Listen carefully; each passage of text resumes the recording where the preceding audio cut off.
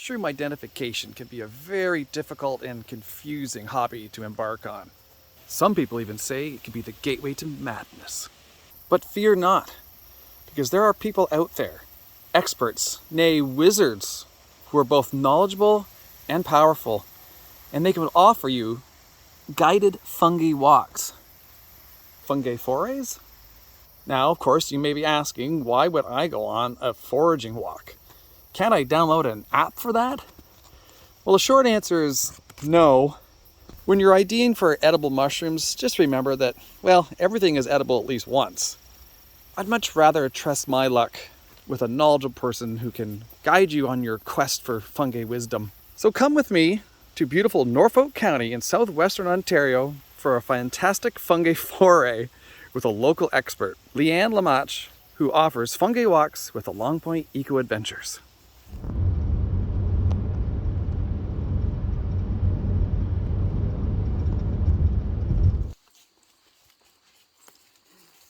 That's my friend Leanne. She's the expert. That's my sister-in-law, Sarah. She thinks I'm an idiot. We were 5 minutes into our hike when Leanne found our first mushroom, an indigo milk cap. Are we good? I can pick it? Yeah. Yeah, it's pretty chewed all the way through. I don't know if it'll produce. Oh, it will. Younger specimens will produce a blue latex when cut. As we were walking, I had a chance to ask Leanne some questions that beginner foragers often wonder about. Why are plant identification apps dangerous? Plant and fungi identification apps are rarely correct. Usually the correct ones are the easy to identify mushrooms, ones that you should already know before heading out to pick mushrooms. The more difficult mushrooms, they rarely get correct. And I have seen deadly mushrooms ID'd on those apps as edible species. There's some really good field guides out there, but the best to do is wherever you're living, look for field guides that are regional. The mushrooms on the East Coast aren't necessarily the same mushrooms you're going to find on the West Coast of North America. Living in Ontario, you should be looking for Ontario, Northeastern North America. Those are going to give you the best chances of finding fungi in your region and being able to identify them using your field guide. Right. I love Facebook foraging groups. Facebook is really the best forum for these groups for learning to identify mushrooms. Other social media forums just don't work as well as Facebook for this. And there's some really great groups on there. Now, I always recommend people spend some time lurking, figuring out who the admins and mods are. Those are the people who know what they're doing and generally aren't going to steer you wrong or give you an improper ID. I always recommend joining the private groups, not the public groups, because with public groups, anybody can comment. They don't even have to be a member of that group. Most of my foraging tours are geared towards beginners. So people who have an interest but just haven't found the confidence to go out and forage on their own. Come with me. I will teach you some of the easiest basic mushrooms to identify to get you started.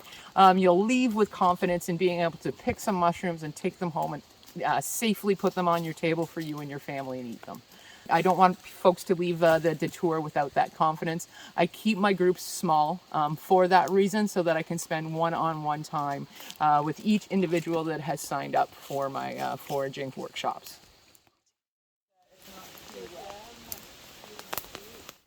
See, these would be in the Geoblaciaceae genus, beautiful earth tongues. There are a number of different species of earth tongues, so getting them down to exact species is difficult without microscopy, but one of my favorite little mushrooms to find out here. These guys produce something called honeydew. It's like a by-voice product. The honeydew is really sweet. So the ants know about these guys. So the ants, if they find colonies, they actually farm them like cattle.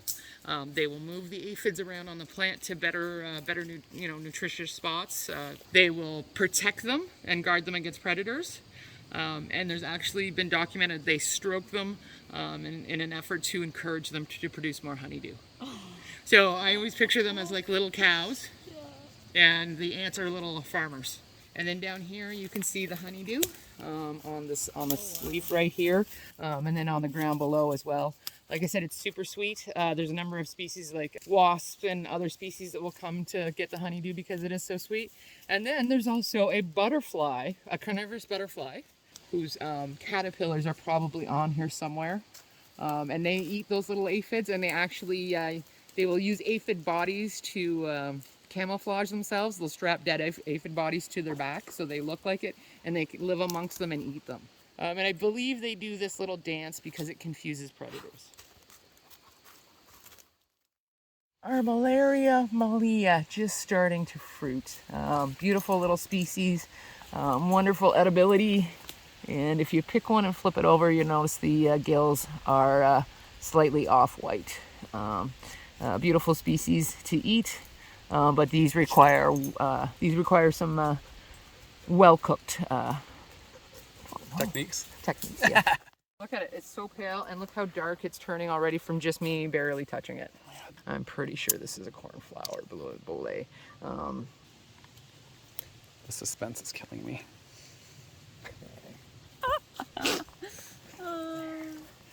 All right, yeah, we're gonna cut this baby. We're gonna bisect it. Oh, it's a tough one. Oh, look at how blue that is turning immediately upon cutting it. Yeah, that's a cornflower. That's an edible bolete species. Fungi actually sequesters up to over 30% of the carbon humans produce. Whoa. A huge amount. Yeah, that's... And it's changing the way we're going to be logging. We're going to have to stop clear cutting, because when we clear cut, we kill all those mushrooms, right? We kill all that because it's formed that relationship with the trees. So when you kill the trees, you kill the mushrooms, right? So we're going to have to change it, go back to selectively logging and leaving some of the trees so that we don't kill off that mycelium. And those mushrooms can continue to grow and continue to sequester carbon for us.